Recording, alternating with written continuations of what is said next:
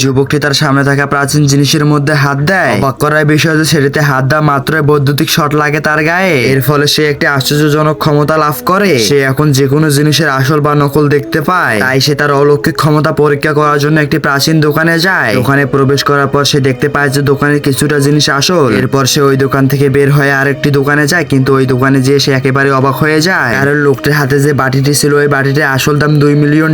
এরপর যুবকটি একটি প্রাচীন মুদ্রার দাম করে। দোকানদার বলে যে ভাই এই মুদ্রাটির দাম $200। যুবকটি চলে যেতে চাইলে দোকানদার বলে যে ভাই $300 দিয়ে বাটিটা সহ নিয়ে নাও। যুবকটি টাকা দিয়ে বলে যে ভাই আমি বাটিটা নিয়ে চলে গেলাম। দোকানদার বলে যে ঠিক আছে যাও। এরপর যুবকটি বাটিটি পরীক্ষা করানোর জন্য একটি পুরনো দোকানে নিয়ে যায়। বৃদ্ধ লোকটি পরীক্ষা করতে শুরু করলে ছেলেটি বলে যে এটা ভালো করে পরীক্ষা করো, এটা দাম অনেক। এই কথা শুনে মেয়েটি বলে যে এগুলো দেখতে এইরকম সুন্দর কিন্তু এর দাম আসলে অনেক কম। বয়স্ক লোকটি বলে যে মেয়েটি সত্যি কথা বলেছে। এই কথা শুনে যুবকটি রাগান্বিত হয়ে বলে যে আমার বাটি আমাকে ফিরিয়ে দাও।